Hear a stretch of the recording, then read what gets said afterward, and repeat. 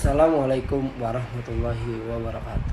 Perkenalkan, nama saya Helmi Mubarak. Saya dari kelas 12 IPS 2 dan di sini saya akan mempresentasikan mata pelajaran PKN bab 2 tentang penegakan dan perlindungan hukum di Indonesia. Nah, yang pertama itu ada konsep perlindungan dan penegakan hukum. Menurut Simanjuntak mengartikan perlindungan hukum sebagai segala upaya pemerintah untuk menjamin adanya kepastian hukum serta memberi perlindungan kepada warganya agar hak-haknya sebagai seorang warga negara tidak dilanggar, dan bagi yang melanggarnya akan dapat dikenakan sanksi sesuai peraturan yang berlaku. Nah, yang kedua ada penegakan hukum. Penegakan hukum merupakan syarat terwujudnya perlindungan hukum. Kepentingan setiap orang akan terlindungi apabila hukum yang mengaturnya dilaksanakan baik oleh masyarakat ataupun aparat penegak hukum. Nah, selanjutnya apa sih pentingnya penegakan hukum? Perlindungan dan penegakan hukum sangat penting dilakukan dan dapat mewujudkan hal berikut ini. Yang pertama, tegaknya supremasi hukum. Yang kedua, tegaknya keadilan. Yang ketiga, mewujudkan perdamaian dalam kehidupan di masyarakat. Oke, nah selanjutnya ada peran lembaga penegak hukum di Indonesia. Yang pertama itu ada kepolisian.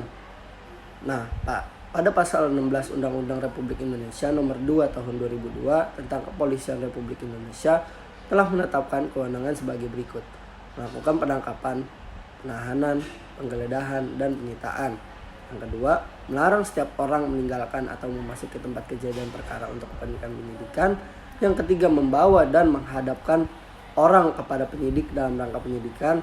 Yang keempat, menyuruh berhenti orang yang dicurigai dan menanyakan serta memeriksa tanda pengenal diri.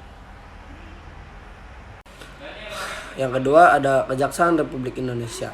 Kejaksaan Republik Indonesia adalah lembaga negara yang melaksanakan kekuasaan negara, khususnya di bidang penuntutan. Adapun yang menjadi tugas dan wewenang kejaksaan dikelompokkan menjadi 3 bidang dan sebagai berikut. Yang pertama di bidang pidana, yang kedua di bidang perdata dan tata usaha negara, yang ketiga dalam bidang ketertiban dan ketentuan umum.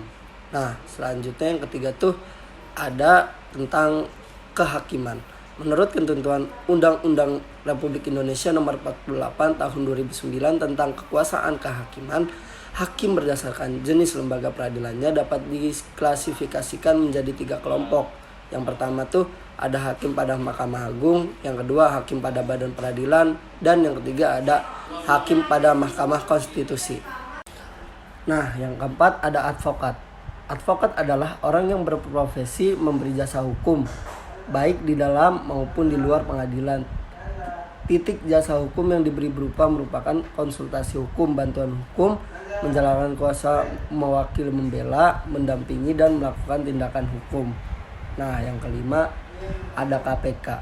KPK adalah sebuah komisi yang dibentuk pada tahun 2003 berdasarkan Undang-Undang Republik Indonesia nomor 30 tahun 2002 tentang Komisi Pemberantas Tindak Pidana Korupsi.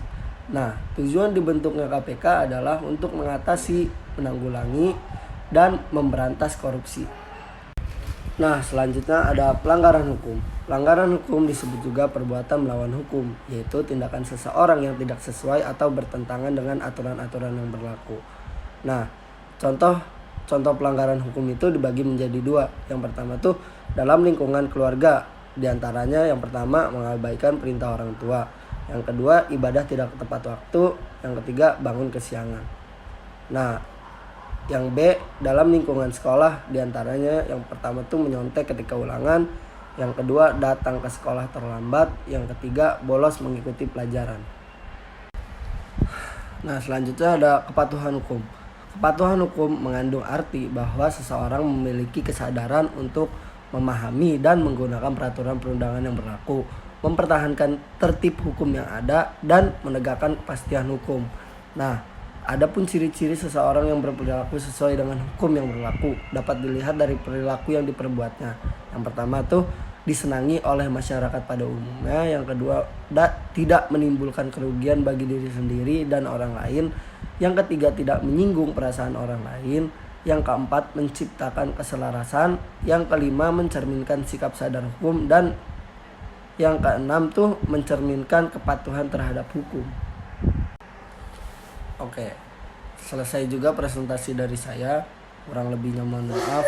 Wassalamualaikum warahmatullahi wabarakatuh.